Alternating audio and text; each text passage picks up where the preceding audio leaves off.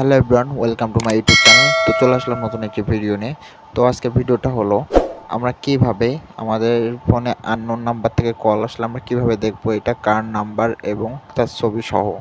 তো আমি সর্বপ্রথম প্লে স্টোরে চলে আসলাম। প্লে স্টোরে এসে সার্চ বারে লিখবো আইকন।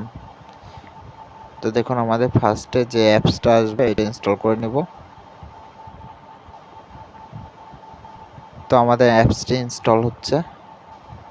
তো আমাদের অ্যাপসটি ইনস্টল হয়ে গেছে। তো আমি এখান থেকে ওপেন করে নেব। ওপেন করার পরে হোম পেজ কিছুটা এমন আসবে, তো গেট স্টার্ট দিয়ে দিব।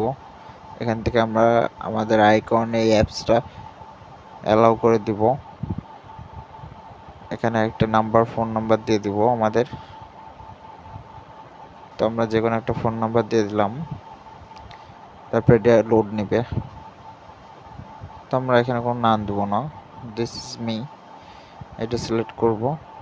তো দেখুন এবার আমাদের ফোনে যত নাম্বার সেভ ছিল সবগুলো নাম্বারের ছবি সহ চলে আসছে। তো দেখতে পাচ্ছেন আমাদের সবগুলো নাম্বার ছবি সহ চলে আসছে। দেখুন দেখুন প্রত্যেকটা নাম্বারের ছবি সহ চলে আসছে। তো আমি সাপোজ একটা নাম সার্চ করি, একটা নাম্বার সার্চ দিব।